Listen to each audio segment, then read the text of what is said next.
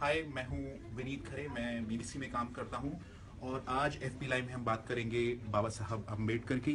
हमारे साथ दो मेहमान हैं आज, वरिष्ठ पत्रकार और सीएसटीएस में काम करते हैं अभय कुमार दुबे और प्रमोद रंजन। मासिक मैगजीन निकलती है फॉरवर्ड प्रेस, उसके वो संपादक हैं।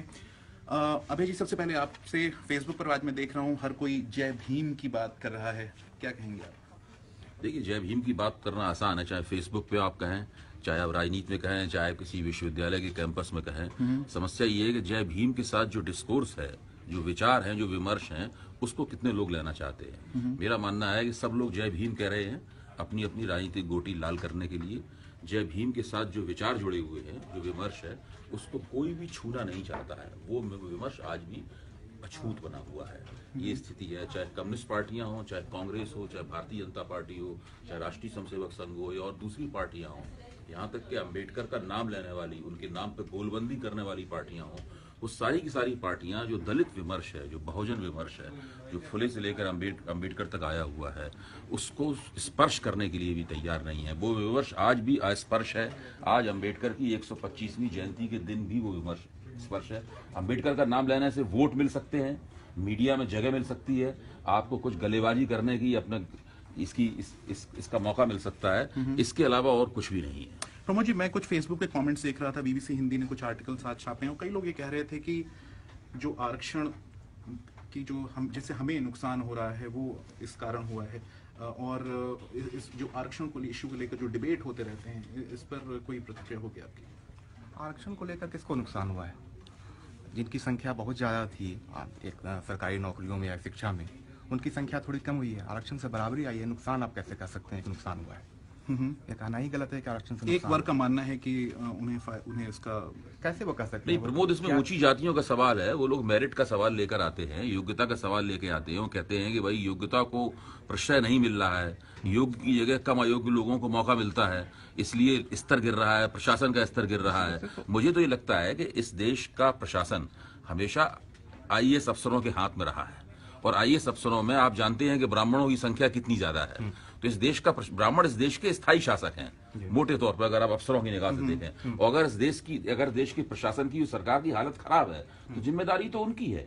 अभी भी आरक्षण के बावजूद भी जो बहुत सारे दलित आईएएस अफसर बन गए हैं, ओबीसी पिछड़े वर्गों में से तो बहुत कम है, उसके बावजूद भी अभी भी जो देश की मुख्य प्रशासनिक शक्ति है, उसके ऊपर ऊंची जातियों का और खासतौर से ब्राह्मणों का वर्चस्व है। अवसर का भी मामला है ना कि आप अवसर देंगे तभी तो लोग आएंगे। एक व्यक्ति जो दलित समाज से आता है, किसी गांव से आता है, और एक एलीट परिवार से जो दिल्ली का होता है, दोनों का अनुभव में काफी अंतर होता है। वो शायद कृषि को अधिक समझेगा, किसी लोहार के काम को अधिक समझेगा, किसी बढ़ाई के लिए योजना बनानी है तो अधिक समझेगा। एक एलीट वो नहीं समझ सकता। इसलिए इंक्लूजन ज्यादा जरूरी है। सभी तबकों के लोग आए, उससे देश को हित है। एक प्रमोद, आज एक घटना और हो रही है जिस पर आज मीडिया की निगाह रहेगी, वो ये कि रोहित वेमुला की माँ, छात्र जो थी, जिन्होंने आत्महत्या कर ली थी, उनकी माँ और उनके भाई आज अपना धर्म परिवर्तन कर रहे हैं, बौद्ध धर्म को अपना रहे हैं। आपको क्या लगता है, जो अपना धर्म परिवर्तन करते हैं जो लोग, उनकी जिंदगी क्या सुधरती है, उनके जीवन में क्या असर पड़ता है? एक बहुत बड़ा परिवर्तन आता है। धर्म परिवर्तन मेरे हिसाब से एक विचार का परिवर्तन है, एक मूलभूत विचार का परिवर्तन है, आपके जीवन के दर्शन में परिवर्तन लाता है। और धर्म को चुनने की आज़ादी होनी चाहिए। बौद्ध धर्म अपनाएं, इस्लाम अपनाएं, क्रिश्चियनिटी अपनाएं। उनके अगर आप बदलते हैं, जैसे एक पेड़ होता है, अगर उसकी कलम काट के आप कहीं और लगाते हैं तो हम कहते हैं कि वो पेड़ अधिक खिलता है। अगर आप एक ही जगह जमे हुए हैं तो आपका विकास कम होगा। जी जी, अभी ये धर्म परिवर्तन का इन्होंने सवाल उठाया, इसके साथ मैं एक बात और जोड़ूंगा कि धर्म परिवर्तन की एक खास तरह की राजनीति है। अगर दलित मुसलमान बनता है तो इस्लाम में जाने के बावजूद भी उसे बराबरी का व्यवहार नहीं मिलता। वहां भी जो अशराफ मुसलमान हैं, जो सैयद, शेख और मुगल और पठान हैं, वो उसे अपने बगल में नहीं बैठाते। जब वो ईसाई बनता है तो उसे दलितों के लिए अलग से चर्च बना दिए जाते हैं। सीरियन क्रिश्चियन तो अपने आप को ब्राह्मण मानते हैं, तो वो वहां पे जाता है। जब वो बौद्ध बनता है, तब दरअसल उसे एक समता मूलक बिरादरी में आने का मौका मिलता है। तो मैं समझता हूं धर्म परिवर्तन की राजनीति को भी बारीकी से देखना होगा। बौद्ध बनना एक अलग किस्म की राजनीति है, मुसलमान और ईसाई बनना एक अलग किस्म की राजनीति। लेकिन इससे जो हिंदुओं में इसको लेकर विमर्श है, बातचीत है, जाति को लेकर, क्या आपको लगता है उस पर भी असर पड़ता है? हिंदू क्या सोचते हैं इसको लेकर कि अगर आपने बौद्ध किसी धर्म को आपने बदल दिया है या बौद्ध धर्म में चले गए? हिंदुओं को धर्मांतरण से उलझन होती है। हिंदू लोग नहीं चाहते कि बनता है, क्यों बदलता है? प्रबोध, मोटे तौर पे आपकी बात सही है, लेकिन मुझे इसमें लगता है कि जो धर्मांतरण पे पिछले 25-30 सालों में जो बहसें हुई हैं, उसके बाद जो तथाकथित हिंदू उदारता है, उसके ऊपर भी एक सवालिया निशान लग गया है। जो लोग सीधे सीधे हिंदुत्व के समर्थक नहीं हैं, वो भी धर्मांतरण के विषय में उस विमर्श से प्रभावित हो गए हैं और वो उसको उस तरीके से सोचने लगे हैं। तो अब यहां तक जो समाजवादी पृष्ठभूमि से लोग आते हैं, वो भी धर्मांतरण को बहुत हमदर्दी की निगाह से नहीं देखते, और उसमें जो साम्यवादी पृष्ठभूमि से आने वाले लोग भी धर्मांतरण को शायद अब उतनी हमदर्दी की निगाह से देखते, उसमें अंतर्राष्ट्रीय शक्तियां भी सक्रिय हो गई हैं। एक दूसरी चीज में ध्यान दिलाना चाहूंगा, आप जैसे कह रहे हैं ना कि उन्हें बराबरी का हक नहीं मिलता, लेकिन जो आदमी धर्म बदलता है उसके भीतर कुछ बदल जाता है। आप उनके घरों में जाएं, उनके अगर कोई अध्ययन करें तो वो अधिक आगे बढ़े। ठीक है, वहाँ बराबरी का हक नहीं मिलता, लेकिन जैसे ही परिवर्तन करते हैं आप, धर्म परिवर्तन करते हैं, विचार बदलते हैं, आपके भीतर कुछ बदलता है और वो बेहतरी के लिए होता है। जी, अभी जो एक सवाल और, भाजपा और आरएसएस के जो नेता हैं, उनको उनकी तरफ से अंबेडकर को लेकर कई बयान आते रहे हैं। आरएसएस और भाजपा उस वक्त तो नहीं थी, आरएसएस और अंबेडकर के बीच क्या संबंध थे उन दिनों में? देखिए, बाबा साहब अंबेडकर तो जो हिंदू राष्ट्रवाद है उसके बहुत बड़े आलोचक, कठोर आलोचक और उसके विरोधी थे।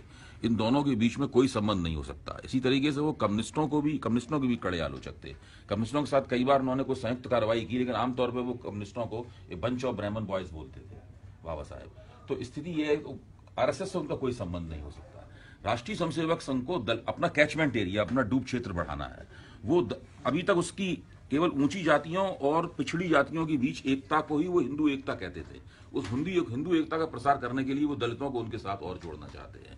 लेकिन रोहित वेमुला की घटना के बाद में मुझे ऐसा लगता है कि पहले वो एक परमानेंट डेफिसिट से शुरुआत करते थे, वो थी अल्पसंख्यकों की। अब वो 2 परमानेंट डेफिसिट के साथ शुरुआत करेंगे, मुसलमानों का और दलितों का। प्रमोद, आप कुछ कहना चाहेंगे? जो बाबा साहब की राइटिंग्स रही है उसको क्या अप्रोप्रिएट करने की कोशिश की गई है पहले भी और अभी आरएसएस और भाजपा? निश्चित रूप से वो कोशिश कर रहे हैं आरएसएस के लोग, खास करके उनका जो इस्लाम के प्रति व्यूज है डॉक्टर अम्बेडकर का, उसको वो समझते हैं कि ये हमारी तरह है, जबकि हिंदू राष्ट्रवादी, जबकि वो आलोचना कबीर की तरह है। कबीर दोनों धर्मों के पाखंडों का पर्दाफाश करते हैं। कोई तीसरा धर्म उनके सामने होता है तो उसका भी पाखंड का पर्दाफाश करते हैं। वो कबीर के परंपरा की आलोचना है, वो हिंदुत्व की आलोचना करते हैं और इस्लाम की आलोचना करते हैं। आरएसएस वाले उनको पहचान नहीं पाएंगे। आखिरी सवाल एक आपसे जो मैं पूछना चाहूंगा, नई लीडरशिप, नई दलित लीडरशिप, इसके बारे में क्या सोच है आपकी? कहाँ जा रहा है ये? क्या नए लीडर्स आ रहे हैं? एक नई लीडरशिप हम इमर्ज होते हुए देख रहे हैं बहुजनों के बीच, खास करके दलितों में, ओबीसी के बीच। रोहित वेमुला की घटना के बाद भी आप देखेंगे यूनिवर्सिटियों में पैदा हो रहा है। आप जेएनयू को देखें, हैदराबाद को देखें, पटना यूनिवर्सिटी में, इलाहाबाद में, ये नए नए लड़के आ रहे हैं। ठीक है, उनको मीडिया एक्सपोजर अभी उतना नहीं मिला है, वो कुछ दूसरे लोगों को मिलता है, लेकिन वहाँ आपको दिखेगा कि वो बहुत बड़ी संख्या में आने वाले समय में ये आएंगे। मुझे लगता है कि लेफ्ट और बहुजनों की एक ब्रॉडर एकता बनेगी। अबे कुछ देखिए, जय भीम और लाल सलाम का जो संयोग हो रहा है ये स्वागत योग्य है, लेकिन इसकी राजनीति तभी बन पाएगी जबकि स्थापित राजनीतिक पार्टियां अपने विचारों में, अपनी कार्यनीति में और अपनी रणनीति में संशोधन करें। किसी कम्युनिस्ट पार्टी ने, किसी वामपंथी पार्टी ने सामाजिक प्रश्न पर पुनर्विचार शुरू नहीं किया है। ये केवल स्वतः स्फूर्त है। उसके मुकाबले राष्ट्रीय स्वयंसेवक संघ वाले ज्यादा सुव्यवस्थित तरीके से प्रयास कर रहे हैं इस पूरे डॉक्टर अंबेडकर को एप्रोप्रिएट करने के लिए, उनको हड़प लेने के लिए। आप ऑर्गेनाइजर पढ़िए, उसमें साफ लिखा है वैदिक धर्म से लेकर और आधुनिक संविधान तक एक ही धारा है और इस धारा की हमें रक्षा करनी है कम्युनिस्टों से। यानी अंबेडकर, बाबा साहब अंबेडकर को लेकर जो राजनीति है विभिन्न पार्टियों की तरफ से वो जारी रहेगी। इसी के साथ हमारा वक्त समाप्त हो चुका है। अगर आपको ये वीडियो पसंद आया हो तो हमें लाइक करें, शेयर करें और नीचे जो कमेंट बॉक्स है उस पर भी जो आप कहना चाहते हैं वो कहें। चलो, मुझे विनीत खरे को दीजिए अनुमति।